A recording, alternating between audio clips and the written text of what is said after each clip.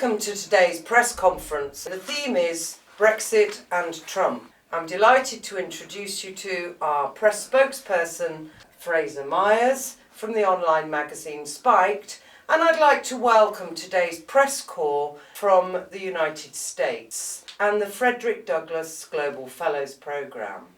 Fraser. Hello everyone. I've been asked to start by saying a few words about Brexit and Donald Trump because the two are often compared and seen as the same thing. And I think that there are some really important comparisons that we can make. You know, both of them were real shocks to the political system in 2016, real political earthquakes that few people saw coming. I think you could certainly say that they were both part of a populist wave that seems to be spreading across the West. That is, you know, defying expectations and really, you know, throwing a spanner in the works of the old political system. But I think that there are some really important key differences that I hope we can talk about later. I think one of the exciting things about Brexit is that it's an open-ended process. You know, we've said that we want to leave the European Union, but that doesn't actually give us a guide as to what comes next. It opens up politics by saying that, you know, we don't have to follow X, Y and Z rules that we've been following for 20, 30 years, and that introduces new possibilities. Whereas with Donald Trump, it's a vote for a specific person and a specific set of ideas. Some of those ideas, I would say, are quite backward. Some of his ideas are welcome. I think he's less willing to intervene and start wars across the place than perhaps other presidents. I think that's a good thing. Perhaps it's a good thing that he has challenged, 25 years of, economic policy around free trade. But I think the rest of it is, his stance on immigration and things like that are quite backward. And, we can certainly talk about some of his racist tweets and things like that. I don't think that's progress by any means. But it is, nevertheless, chucking a bomb into the establishment. Potentially that could open things up, but I fear that it won't as much. I'm going to start with a question from Jasmine. Hello, my name is Jasmine Garcia. I'm from the California State University of Fullerton. And given that the public voted for Brexit back in 2016 and no decision has been made, what would the implications of Brexit not happening have on democracy? Well, the implications of Brexit not happening are enormous.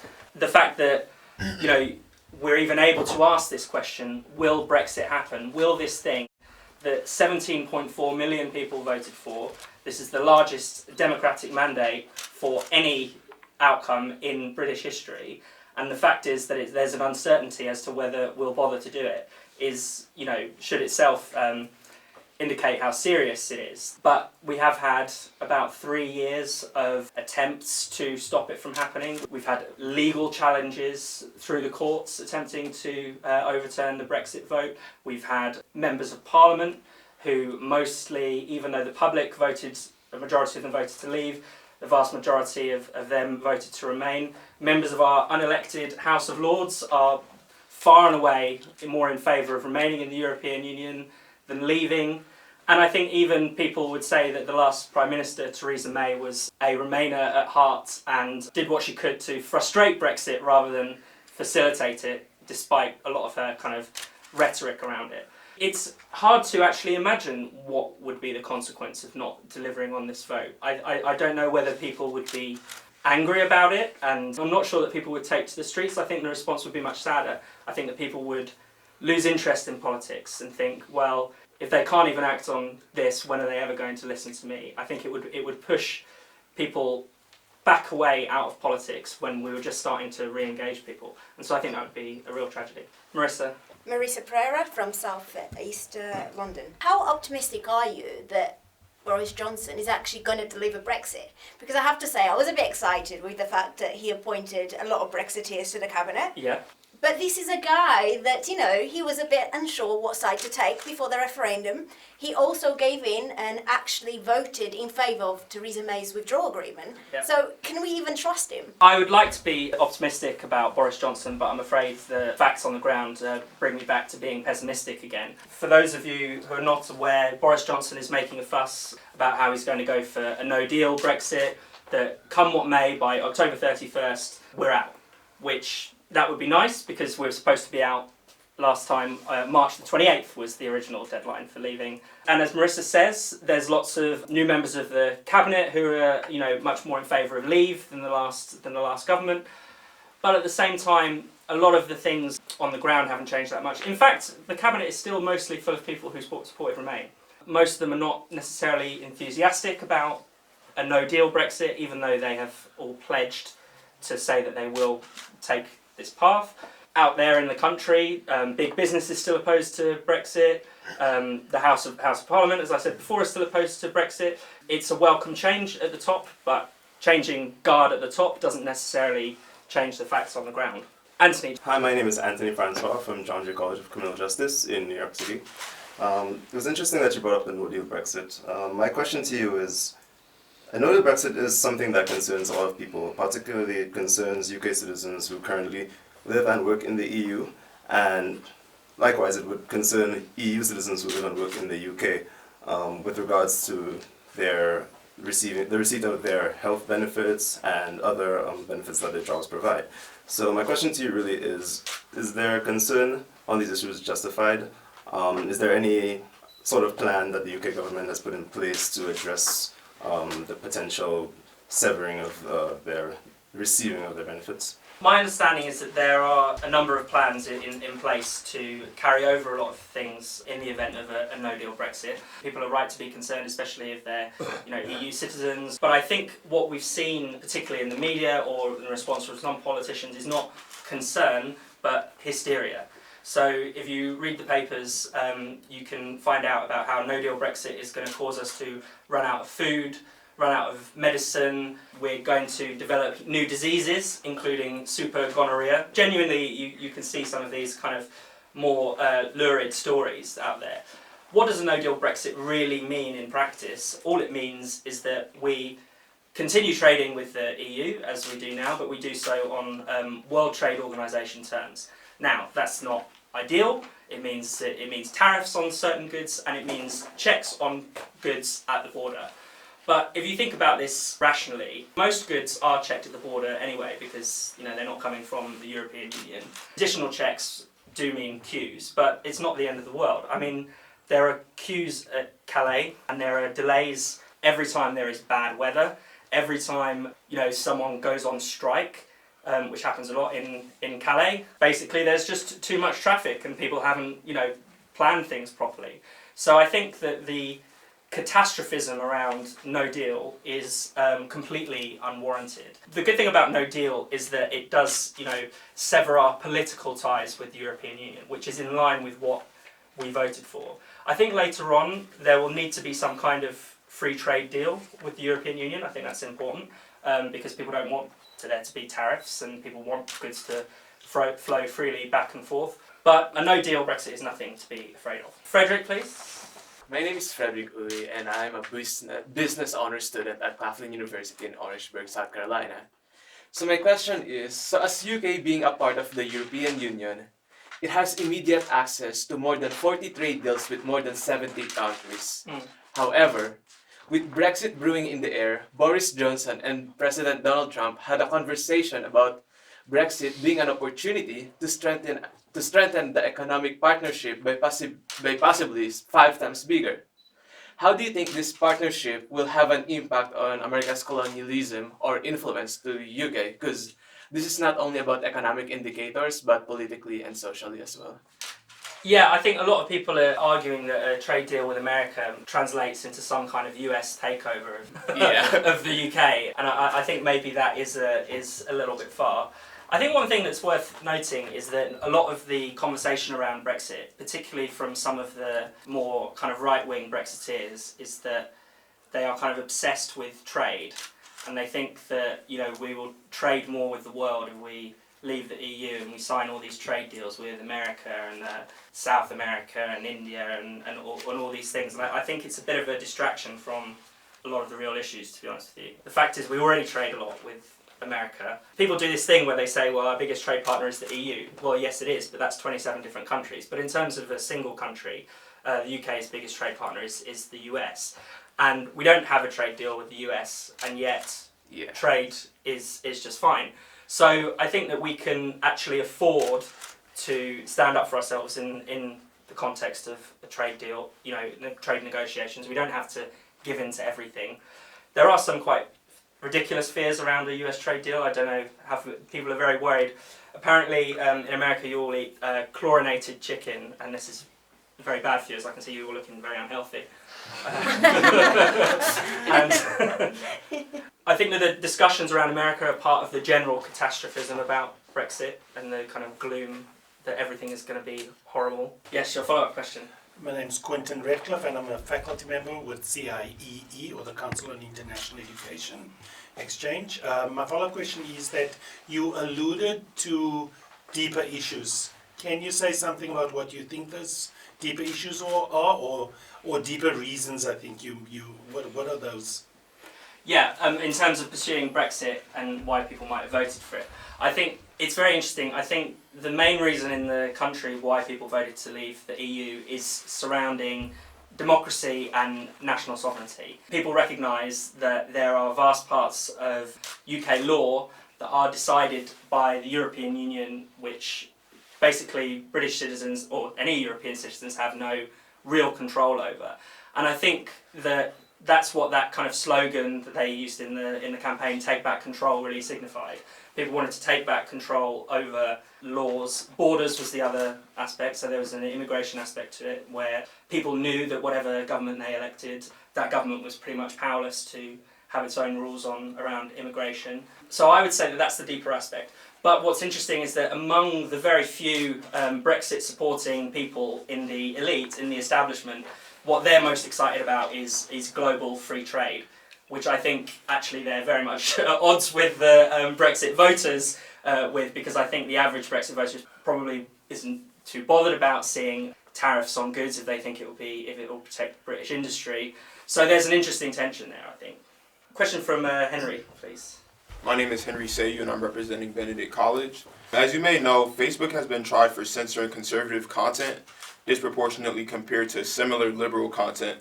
And Google has recently been tried by U.S. Senate for implementing an algorithm that may have interfered with the elections by shifting at least 2.6 million votes in favor of Hillary Clinton.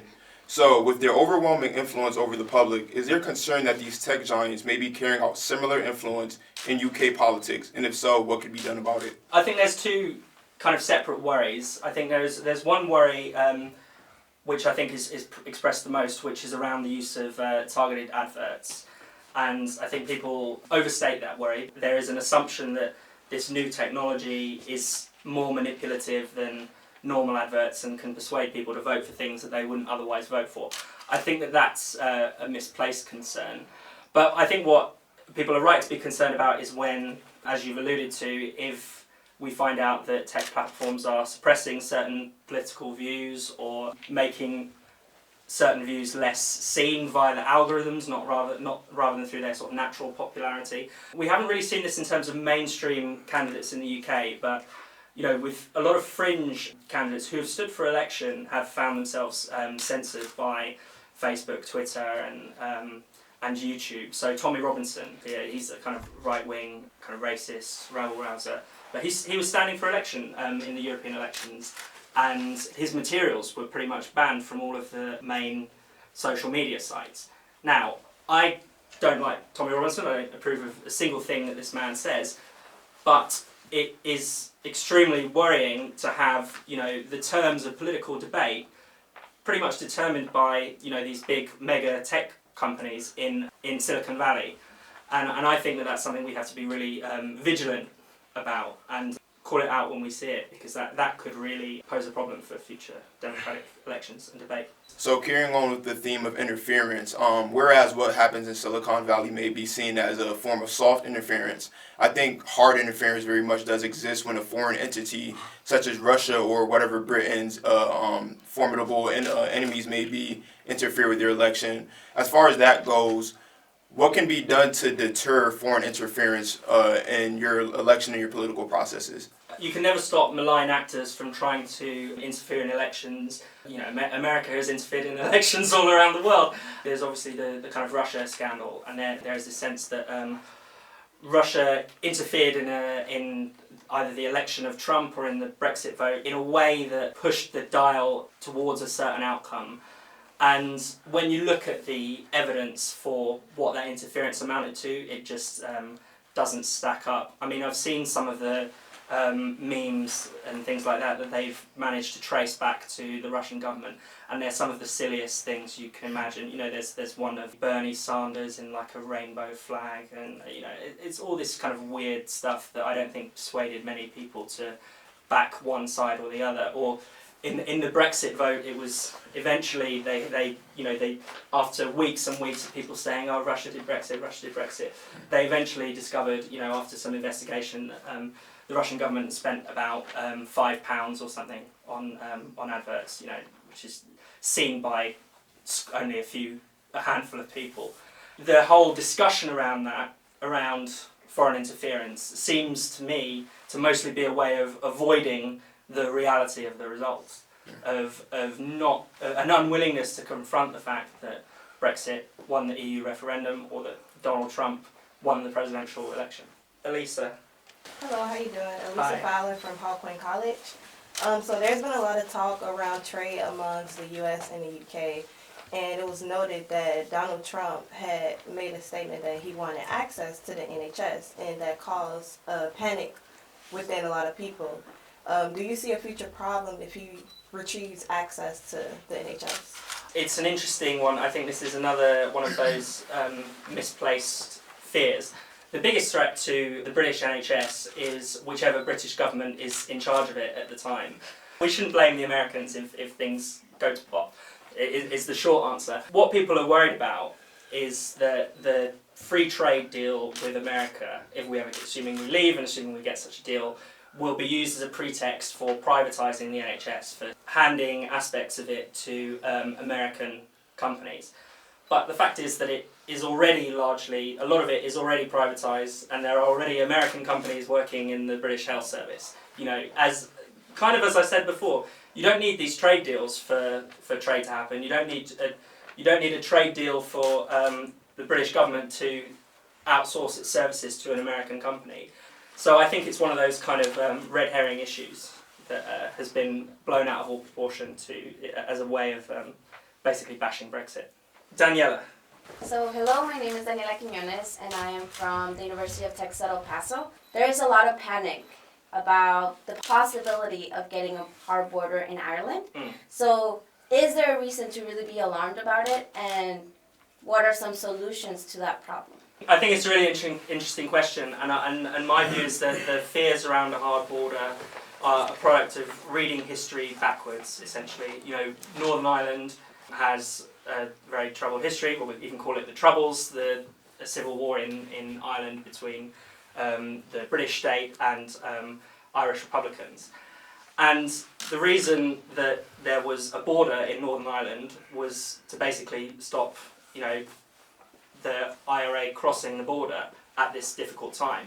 But what people are doing today is they're saying that the border between Northern Ireland and the Republic of Ireland was the cause of the violence. So it seems to be an almost complete inversion of reality. Now, it's very clear that people who live, especially near the border, do not want a border to return, because life has developed in such a way. You know, there are basically roads where you can have half the road on the Northern Irish side and half the road on the Irish side, and they cross over. And you know, it's not very practical to have checkpoints. And so yeah, I completely understand the anxiety of those people that a hard border of some sorts might return. But at the same time, this is a matter of political will. The only reason we would need to erect a border is if the EU says we have to, because it wants to protect its own market from interference with, you know, British goods. Their worry is that our product standards, for instance, will be lowered in relation to Europe's, and that people will start smuggling things into the European Union's single market. Now, the likelihood of that is pretty slim. There's no reason to actually erect a border in those circumstances unless, you know, you have the political will to do so. In the long term, you need a kind of a better solution, but I think lots of people have worked out ideas for doing that. There are ways in which you can pretty much have goods inspected at the factory, for instance. You can have border checkings inland, so they're not across the border, and you can leave ordinary people alone who are just driving around. There's no reason to check their passports or anything like that. There are already agreements between the UK and Ireland that predate the European Union that say that you don't have to show your passport to go from one to the other. So those could still apply for ordinary people, but bigger businesses could have in-factory checks. There are a whole load of creative and quite sensible ways of resolving this. Thank you. Jabril? My name is Jabril Bing, Frederick Douglass Global Fellow. I've heard some people say Donald Trump's tweets about the Democratic Squad are racist, but do you think Donald Trump's tweets are more about using the Squad's views to make their entire Democratic Party seem as eccentric in their views as these four congresswomen? Yeah, I agree with both parts of that question. I think his tweets about them were racist.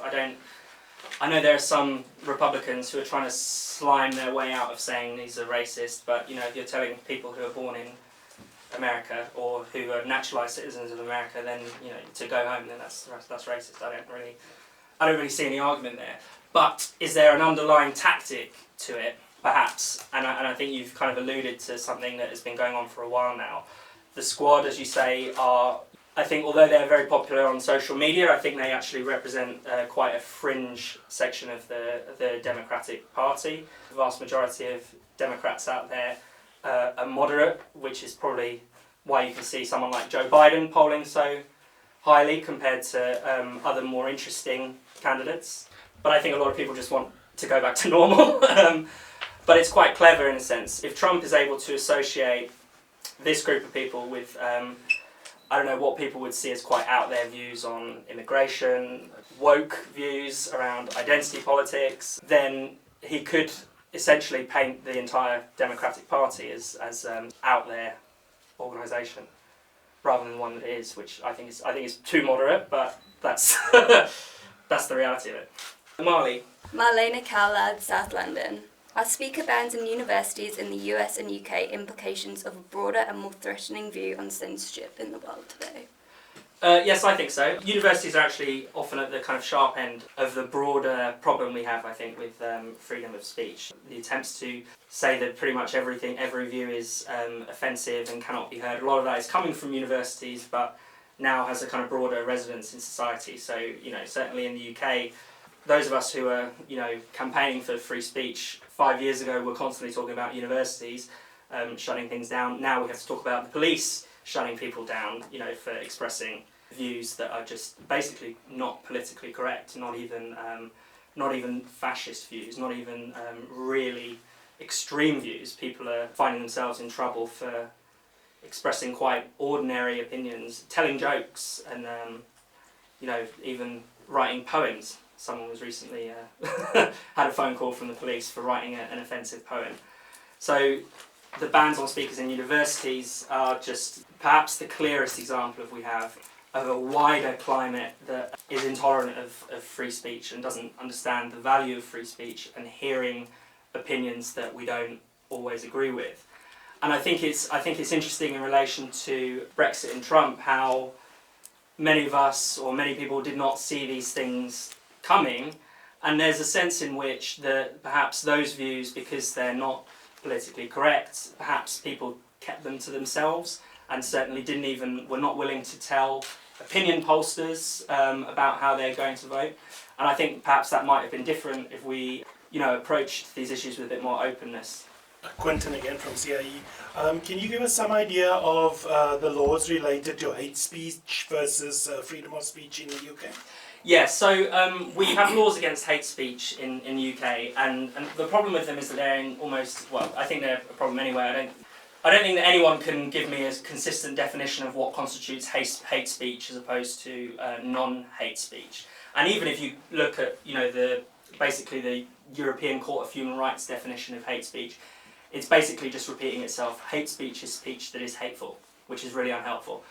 So these are lawyers paid to come up with this rubbish. The problem is that it's entirely subjective. the definition of hate speech in the UK is basically speech that causes offence to people on the basis of race, religion, sexuality. I think transgender is a separate one, but the way that you decide whether something is hateful or not is on the basis of pretty much whether the person hearing it or any other person decided that it was hateful. So there's no rigorous test to see X is hateful, Y is hateful. There's no process for deciding that. It's merely that someone subjectively felt that something is offensive. And so the result of this is pretty catastrophic for free speech. Around 9 people per day are arrested in the UK on the basis of literally saying offensive things just on the internet. Just being rude about other people, essentially, online. There was a woman, a young woman, 19 years old. She had actually suffered from, Asperger's syndrome, so she's autistic. She was arrested and put in an ankle tag for quoting rap lyrics that featured the N-word. Now, you can look up this song. Anyone can look up this song. It's on YouTube. You can watch it legally in the UK, and it's got millions and millions of hits. But when she quoted it in an Instagram post, the police saw it and said, this is you can't use language like that. That's offensive, and they took her to basically put her through the ringer. So there's some really shocking cases of really obvious misjustices around hate speech. And so that's why I think it's just best to get rid of the whole thing. I think you're much luckier in America than you may realise having a First Amendment that stops the government from interfering with the things you say and do both in your ordinary lives but also in politics. Kiwe, let's have your question. Hi, my name is Kiwe, one of the Frederick Douglass Global Fellows. So my question is, I'm pretty sure you're aware of Sir Kim Darroch, yeah. Darroch's recent resigned as a US to UK ambassador. So I was just wondering, how do you forecast the future relationship, international relationship between UK US in the future with his retirement? I think his resignation has kind of drawn a line under that particular affair. But I do have a problem with the way that he was kind of forced out. It should be up to a government to appoint its ambassadors, and that shouldn't be interfered with from anyone else. So, Trump famously basically said this guy was a loser and, he had to go. And it would have been completely unacceptable had the British government sacked him at that point, under instruction from another country. That would have completely torn the whole kind of fabric of diplomacy apart. Ambassadors certainly need to be able to tell the truth, say what they think about leaders, and I think Kim Darroch didn't hold back in his private criticisms of Trump, which is fair enough. But I think in terms of the future relations, I think it seems to have drawn a line under the affair, his resignation. I personally, I think they should have let him stay for a couple of months and then forgotten about it. Jessica? Hello, I'm Jessica and representing UC Berkeley. Fascism is defined as an authoritarian and nationalistic right-wing system of government. Going back to your earlier comment, you mentioned that the real tragedy is you're afraid that people will stop being engaged in politics. And Trump, Brexit Party, Boris Johnson have all been called fascists. Is that a problem, or do you assume that this will be a problem for the citizens to have full confidence in the parliamentary system? What are your thoughts? Yeah, I think I have a problem with the way that fascism is kind of bandied around. It just doesn't give us an honest account of what is happening, especially if you're opposed to these movements, which is the people using these words are. You have to understand what you're fighting against, and so dismissing something as fascist immediately, you're harming yourself first of all by refusing to understand what it is you're talking about. Also, it's really bad because it downplays the significance of fascism. Of fascism when it really occurred, particularly in Europe in the 1930s and the 1940s. Particularly the Holocaust in relation to Nazi Germany. This is truly one of the most despicable events in human history. I mean, it's uniquely evil, and there is nothing for all of Trump's many faults that even comes close to that, and certainly not of someone like Nigel Farage, who has never even come close to tasting power and doesn't hold fascistic views. At the end of the day, he is a campaign for democracy. That's kind of what he's organising himself around, so it seems a bit odd to call him a fascist. Boris Johnson is actually, quite liberal for a conservative. He has very liberal views on immigration. He wants to have an amnesty for long-term illegal immigrants. He's just appointed the most ethnically diverse cabinet in British history. Now you might say that's a bit of window dressing or whatever. What does it really mean? But I think if the idea that these people are fascists is some way away from the truth. We should criticise them for what they do, not what we imagine them to do. Aini Norali, you mentioned that Boris Johnson has been labelled as a metropolitan liberal. Do you believe that he's the best person to deliver Brexit and that he's the Brexit saviour, as he's been quoted? And what about the opinions of pro-Brexiters but not pro-Tories? Yeah, I think those are two good questions. I don't think Boris Johnson is necessarily the saviour of Brexit. I think, we'll have to wait and see really, don't we? But I don't think he has the balls to pull it off, personally. The way that Brexit is often framed is that it's actually this right-wing idea. Surveys have been carried out that say that there is no more people who are left-wing or right-wing are no more likely to have voted Leave or Remain. There's no correlation between people's views on the kind of left-right, particularly on the economic axis, and Brexit. And we know that at least 4 million people who voted for Jeremy Corbyn in 2017 for the Labour Party voted to leave. I mean, if you take the longer view, who might have voted Labour in the last 10 years, there could be 6-7 million of those people who are kind of Labour leavers or left-wing leavers. I know lots of left-wing leavers. In fact, I don't know anyone who would call themselves, for instance, a Marxist and not be a leaver. So I think those people definitely shouldn't be neglected. I think the Labour Party has made a massive mistake in turning its back on those people, especially as many of them are coming from the kind of working class backgrounds or industrial heartlands of the north. Those are the places that are going to be very let down by Labour abandoning Brexit. So yeah, certainly Brexit's not a Tory phenomenon at all. And with any luck, Brexit has already brought down 2 Conservative governments. Maybe it will bring down Boris as well. So that could be something to be excited about. Hayley.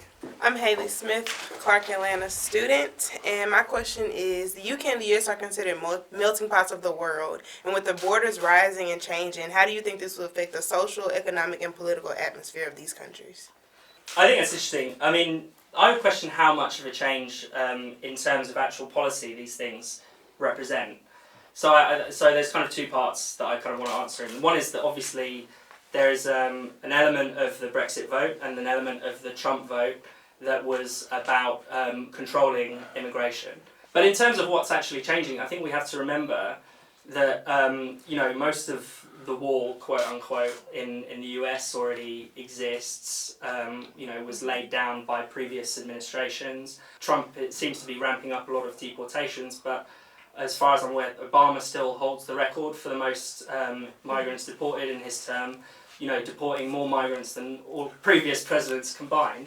So whether this represents a sea change in actual policy, I'm sceptical of. I think there's a change in rhetoric. And in the European context, we have always had a kind of 2-tier immigration system. One is, we have freedom of movement for people from the European Union, but we have a kind of points-based immigration system for people who are not from the European Union, so people from outside. And there's always been restrictions on those people coming in. And then, more broadly, in terms of the rest of the EU, we refer to this often as Fortress Europe. There is a external border around the 27 member states that basically pretty much prevents vast numbers of people, particularly from Africa and Asia, from coming into the European Union. And that's been around for since the 90s, basically. And it's led to some enormous, some real humanitarian crises. I mean, the reason that so many people were drowning in the Mediterranean is because of the existence of this, what we call Fortress Europe.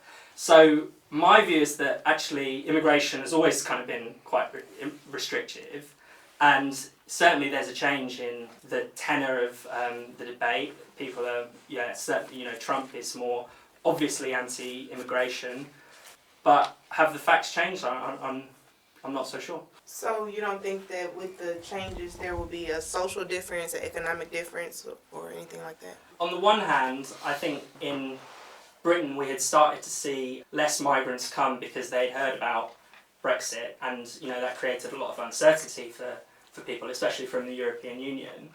But on the other hand, just heard that Boris is going to get rid of the attempts to drive immigration down to a certain level. So I think things are very much up in the air. I can't really speak for the US so much on that question. I'm afraid that's all we have time for at today's news conference. I'd like to thank Fraser Myers, our press spokesperson from Spiked Online, and I'd like to thank our press corps from America in particular, and some of the volunteers from London.